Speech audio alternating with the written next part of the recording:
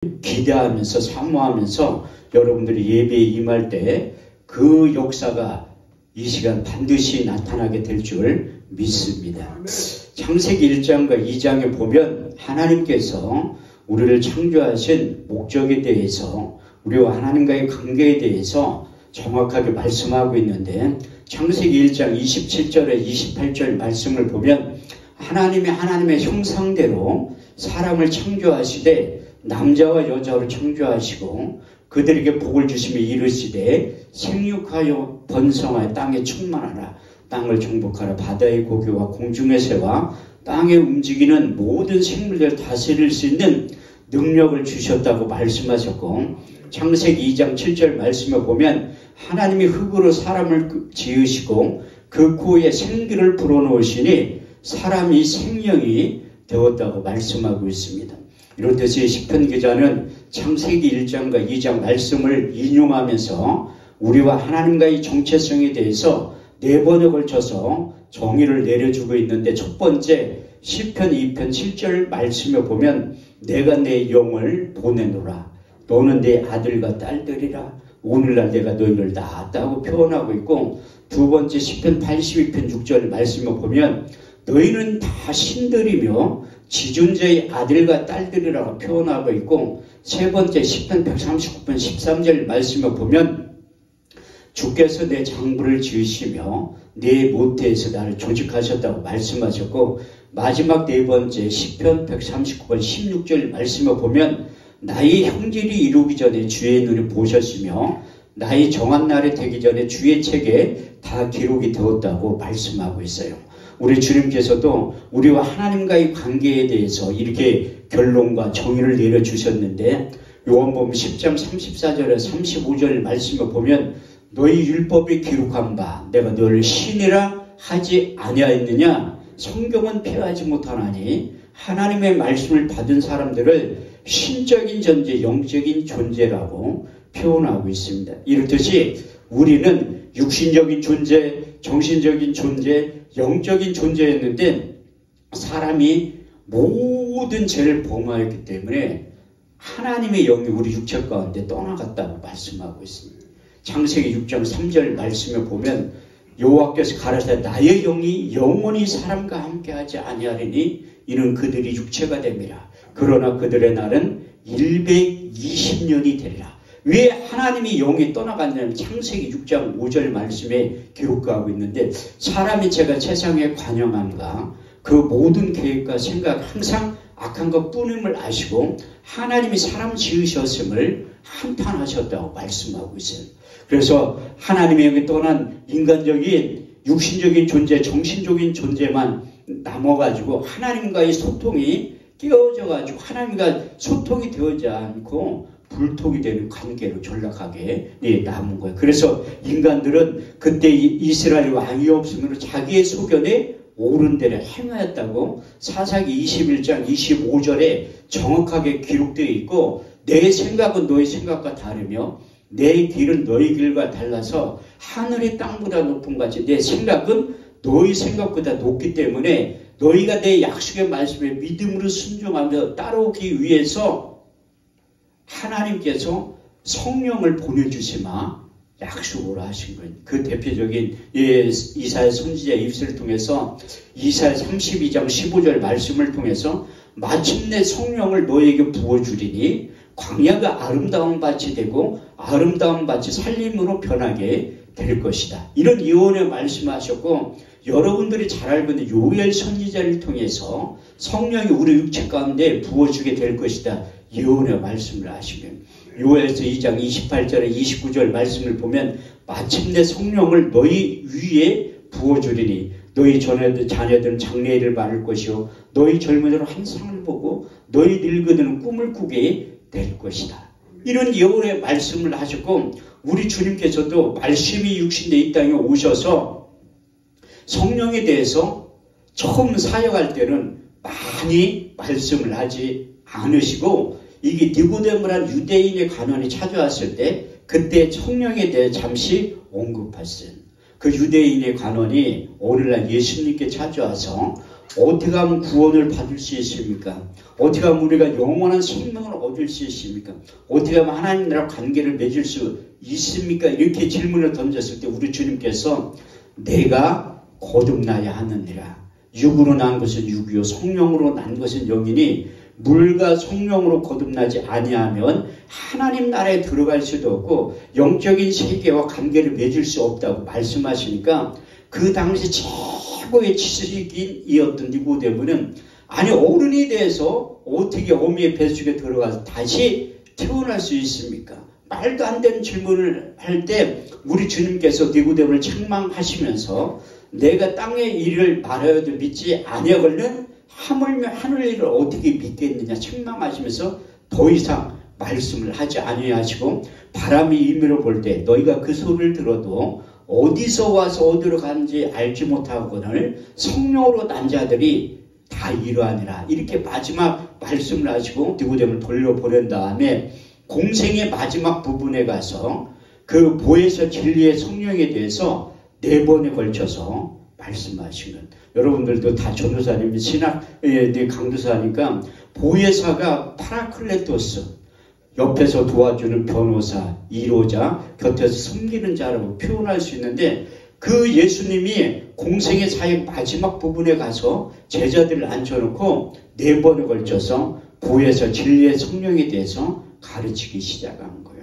처음에 가르치는 장면이 요한복음 14장 16절에 18절 말씀을 보면 내가 아버지께 구하겠으니 그가 또 다른 보혜사를 너희에게 주사 영원토록 너희와 함께 있게 하시리니 저는 진리의 영이라. 이 세상은 능히 저를 받지 못하나니 이는 저를 보지도 못하고 알지도 못함이라. 그러나 너희는 저를 아나니 저는 너희와 함께 거하시며 또 너희 속에 계시겠습니다.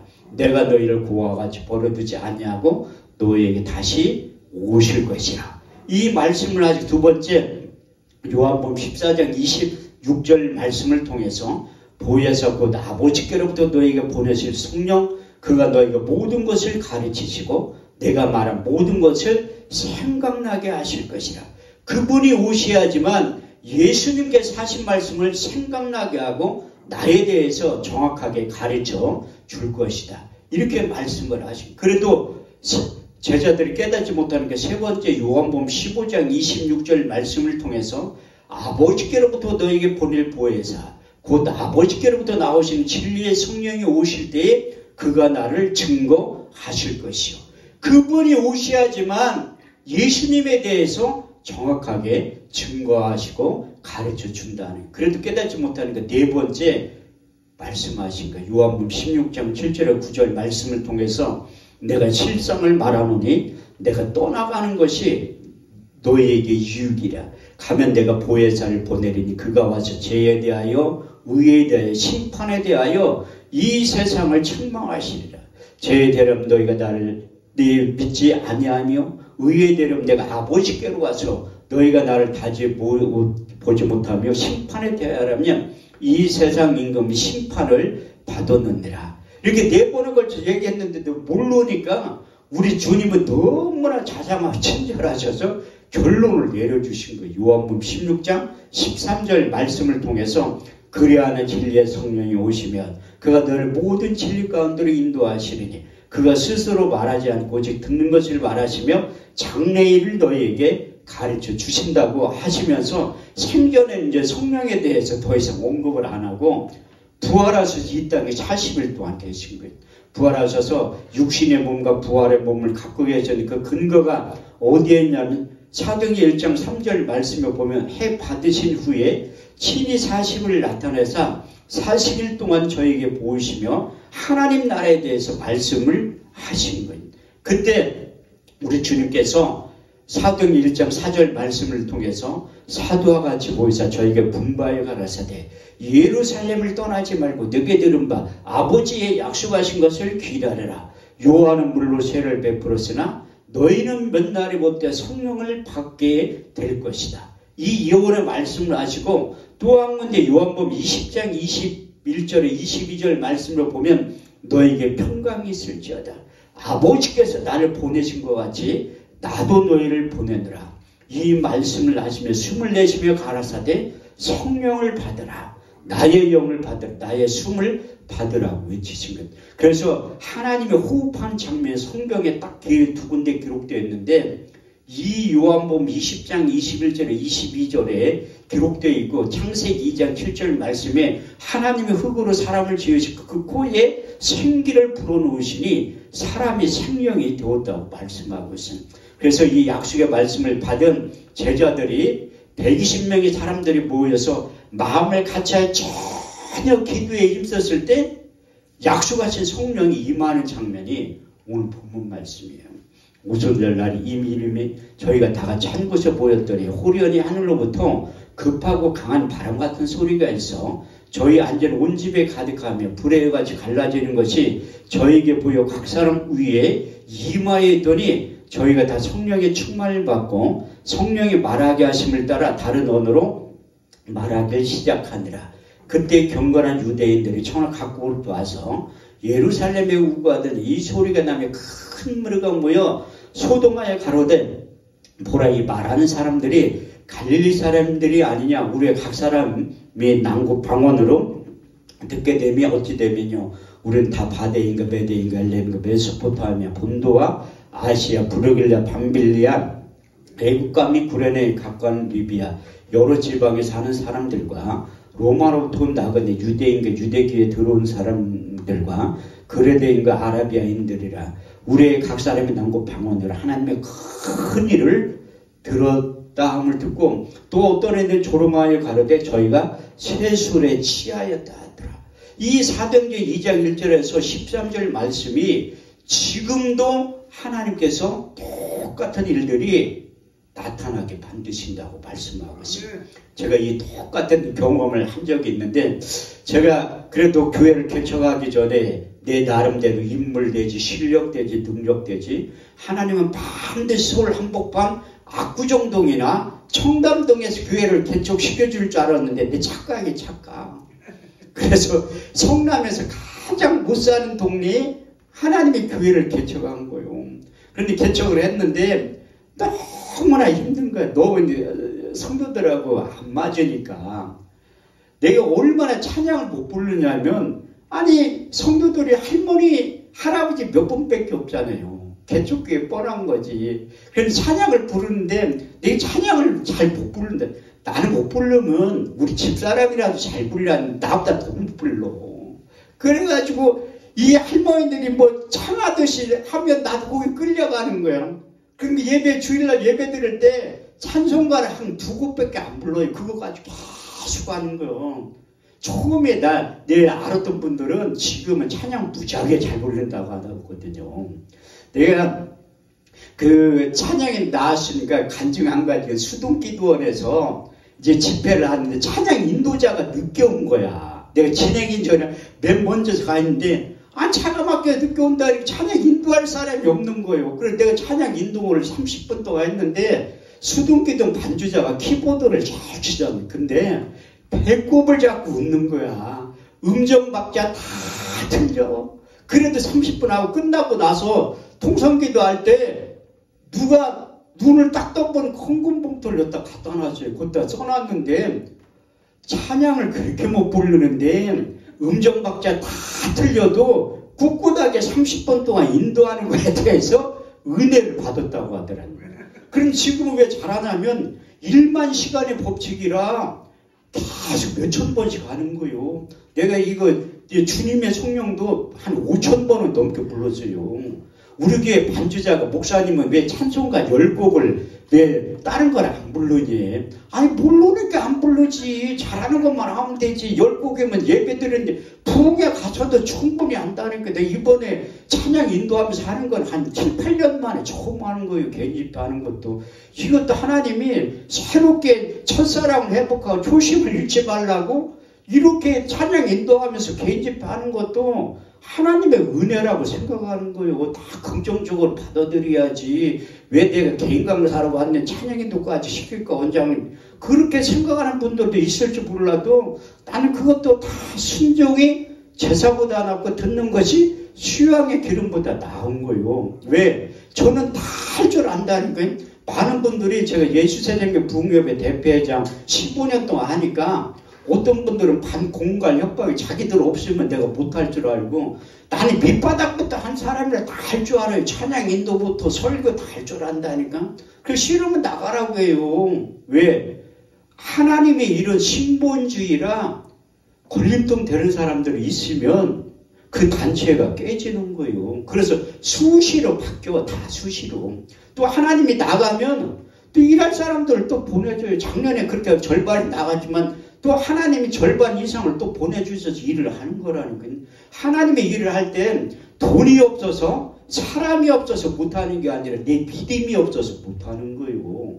저는 여태까지 하나님의 일을 감당할 때 돈이 없어서 한 번도 못해본 적이 없어. 믿음이 없어서 못하는 거지.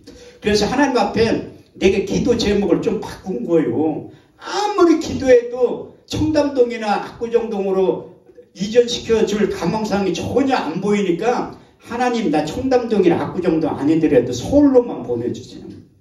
8년 만에 응답받았다니까. 8년 만에. 근데 교회가 부흥돼서 이사가면 얼마나 좋아. 보증금 다 까먹고 길거리로 다 앉게 생겨가지고 이사가게 된 거예요. 그래서 하나님이 교회 부흥돼서 이사가는 교회가 있고 저처럼 보증금 다 까먹고 쫄딱 망해가지고 길거리를 다 앉게 생긴 거야. 근데 하나님이 8년 만에 어쩜 이 응답을 받은 거잖아요. 그래서 신림팔동에 2천에 120만 원짜리 봉제 공장 30평짜리를 얻은 거야. 그 계약을 하고 나왔는데 내 이따가 끄트머리 가서 그 간증을 또 하려고. 이 2천에 120만 원짜리를 계약을 한 거예요. 그래서 이사 갈 날짜를 다 했는데 주일날 우리 교회에 양복을 입고 어떤 남자분이 오신 거야. 우리 교회 양복 입고 온 분들은 목사님밖에 없어요. 성도들은 쓰리빠 추리닝 입고서 오는 사람들 거의 대부분. 내 동네가 그러니까. 그런 이 청계천에서 그 이전엔 사람이 그 성남 그 날맹이에 거기에 정부에 이전시켜 거기 사는 사람들 그 동네 수준이 뻔한 거지. 다 그런 사람들만 오는 거예요. 그래서 그분이 와서 주일날 예배 드리고 식사 대접을 하고 싶다고 하더라고요. 그래서 나가 점심 먹으면서 얘기를 하는데 사실 자기가 이 동네 이사 온 지 2달 됐는데 여기저기 교회를 가봤다는 거야. 교회를 정하기 위해서. 그런데 오늘 교회를 정했대. 내 직업이 뭐냐고 물어봤어. 의사래. 아유 하나님 몇 달만 일찍 보내주지. 그럼 이사 안 가도 되는데. 월요일날 이사 가는데 주일날 그 사람이 온 거예요. 그 집사님이. 내가 얼마나 피곤하겠어. 내일 이사 간다니까 따라온대. 따라오긴 뭘 따라와. 안 따라오지. 말로만 그렇게 하는 거지. 근데 서울로 이전을 하는 거예요. 1월 13일날 이전. 얼마나 추울 때. 그래서 1월 13일날 이전 예배 드리고 주일날 저녁 때부터 부흥회를 시작한 거야. 40명의 강사를 섭외했어요. 국밀고 그거 8단 광고 외상으로 350만 원짜리 광고를 내면서 40명을 섭외를 한 거예요. 왜? 개척교회가 살아남는 방법은 매일 예배를 드리는 것밖에 없다. 그래서 40일 동안 부흥회를 했거든요. 근데 40일 동안 하고 나니까 강사를 줄 돈이 없어.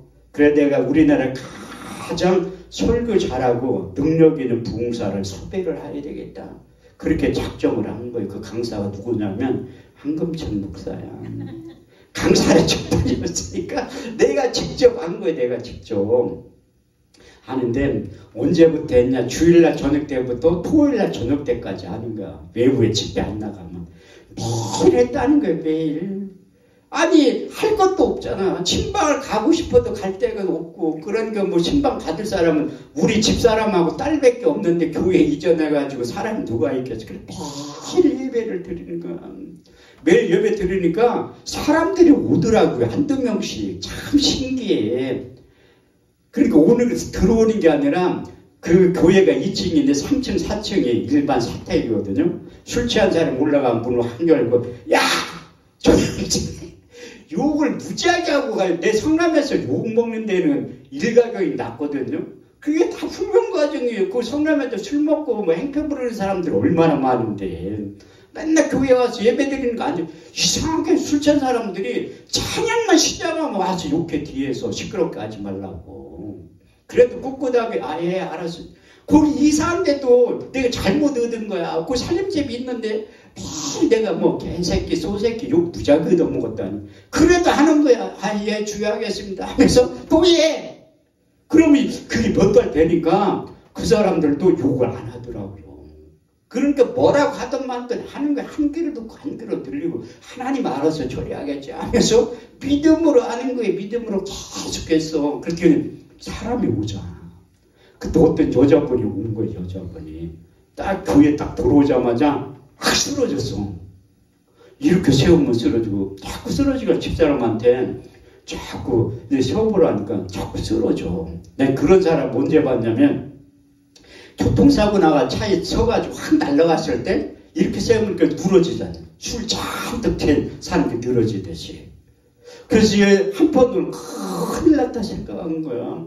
아니 이 교회 이전 예배 드려도 얼마 안 됐는지 거기 교회에서 뭐 사람이 뭐 죽었던지 뭐 이렇게 하면 큰일 나잖아요. 개척교회 누가 오고서 매일 부흥회라도 안 오는데. 그랬더니 내 핸드폰을 뒤져가지고 신랑한테 전화를 한 거야. 지금 이렇게 생겼으니까 빨리 데려가야 돼. 신랑이 오더니 나한테 성질을 확 내. 아이 멀쩡하던 사람이 가서 충 들어져가지고 있으니까 이게 도대체 어떻게 된 거니? 아 나 모른다. 오자마자 무릎 꿇고 기도하던 저렇게 된 거라고. 나도 놀랬잖아요. 그런 모습을 처음 보니까. 그래 데려갔는데 한 일주일 있다 왔어. 난 예배는 둘째 치고 내가 물어본 거야. 나는 안 물어봐요. 우리 귀에 올 때 지금도 기도 오는 사람들 어디 사냐, 직분이 뭐냐, 이름이 뭐냐, 전화번호 뭐냐 한 번도 안 물어본다니까요. 자기가 뭐 답답하면 얘기를 하겠지. 우리 기도원 설립한 지 지금도 오는 전도사님 한 분 계시는데 이름 안 지 3년 됐어요. 3년. 전화도 딱 2번밖에 안 했어. 그분이 전화해도 받지도 않아. 나도 하지도 않지만 한 번 유일하게 전화가 온 적이 있어. 그 수도가 다 얼어 터져가지고 기도원이 난리가 났다는 거야. 그때 전화 한 번 왔다니까.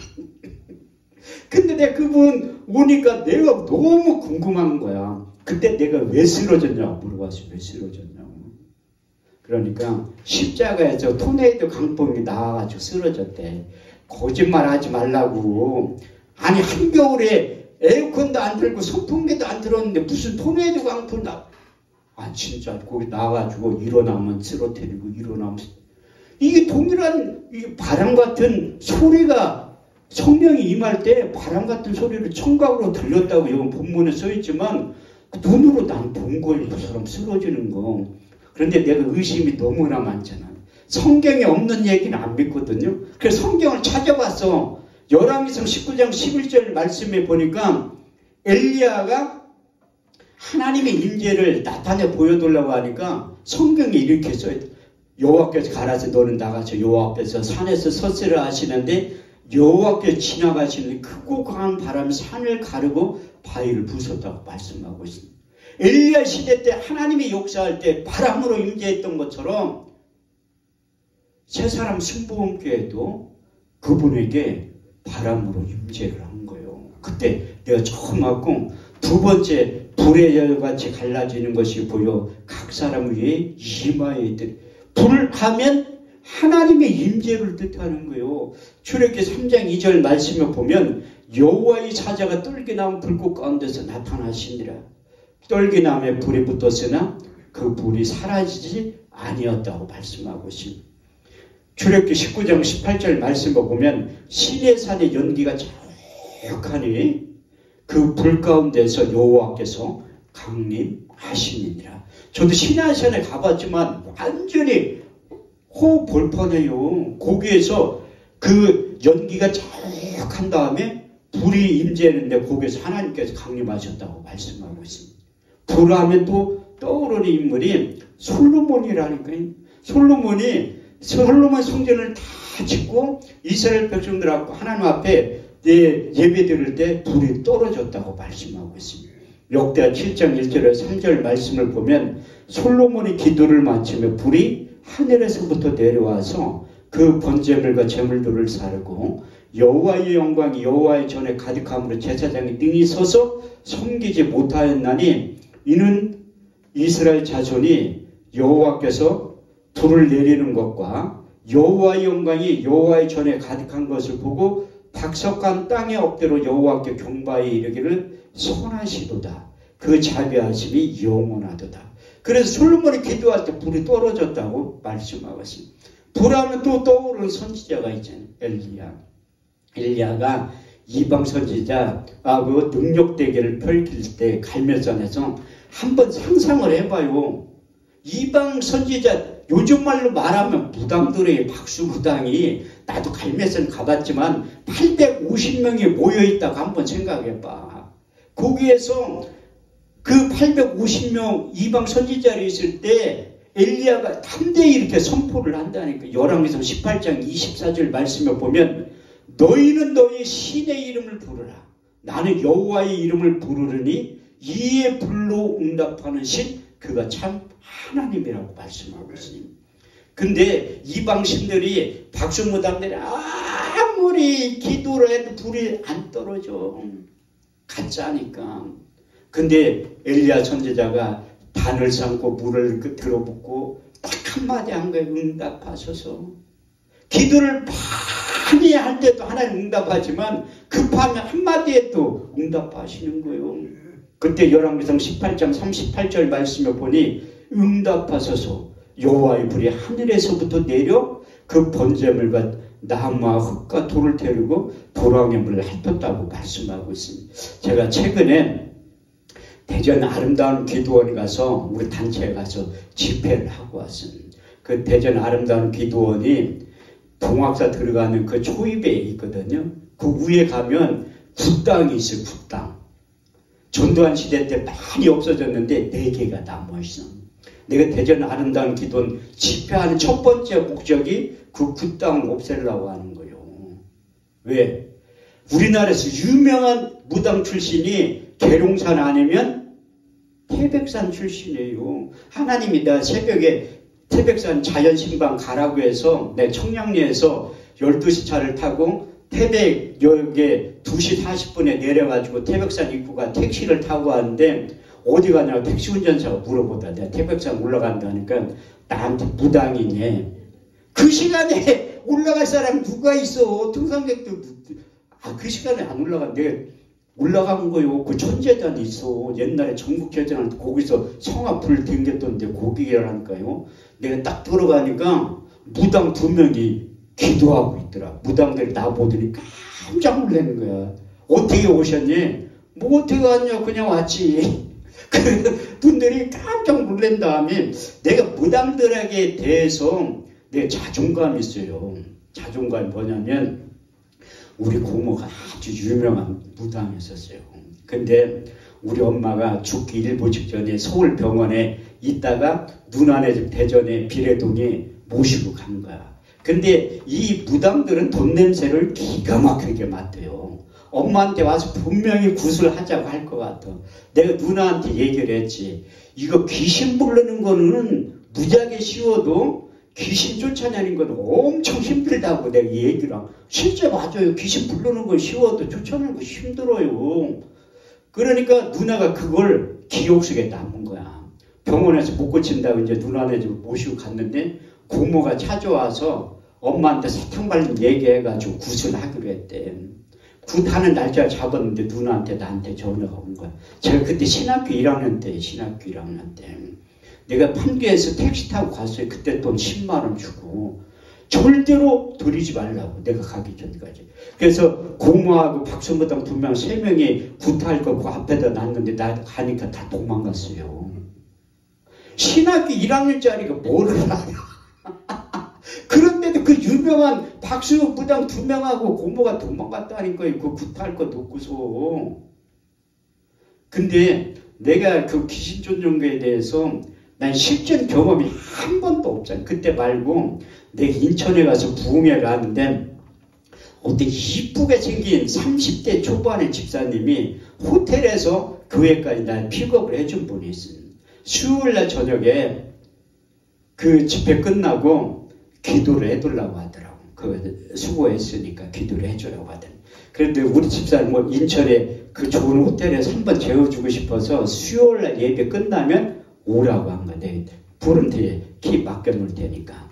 그런데 왔는데 그 수요일날 집회가 다 끝나고 안수기들 했는데 그 집사님이 쓰러져서 막 뜨걸뜨걸 굴러다니는데 난 그런 모습을 처음 봤잖아. 혀가 막 이렇게 나오고 눈이 뒤집고 막 나를 때리려고 하더라고요. 나는 그런 모습 처음 봤는데 그 목사님한테 좀 어떻게 좀 해보라니까 자기는 돈을 내. 이런 모습 처음 봤다고. 그렇게 순종 잘하는 집사님이 이렇게 됐으니 큰일 나. 내가 그래서 예수 이름으로 귀신아 나가라. 나가긴 뭘 나가. 나 때리려고 하지. 그래서 뭔가 한 가지 빠진 것 같아. 나사렛이 빠졌어. 나자렛 예수 그리스도 이름 명하니 안 나가. 집사람한테 계속 전화 오는 거야. 왜 안 오냐고. 빨리 오야지. 그래서 내가 퇴근한다고 담임 목사님한테 얘기하니까 이렇게 해놓고 퇴근하면 어떡하지. 새벽 4시까지 기도한 거예요. 안 나가. 그래서 나간 다음에 내가 새벽 4시에 호텔에 가는 게 집사람 나를 눈을 흘리면서 이러려고 나 불러서 그래가지고 가서 씻고 옷 갈아입고 새벽 예배 인도하러 간 거예요. 그래서 야 이론만 가지고 되는 게 아니구나. 그때 느낀 거야.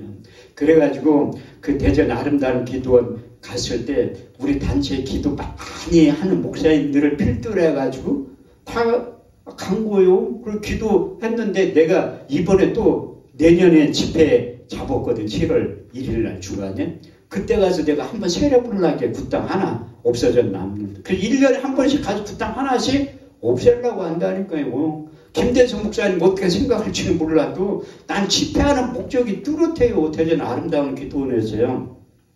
내가 먼저 강사로 나를 소개시켜주려고는 한 적이 한 번도 없어요. 나는 강남금식 기도원 말고는 내가 개인 집회 해두려고 한 적 한 번도 없어요. 김성환 목사 내 개인적으로 좀 알기 때문에 내가 만날 기회가 있어가지고 생전에 목사님 나 강남금식 기도원 한 번만 세워두려고 하니까 성도가 몇 명이냐.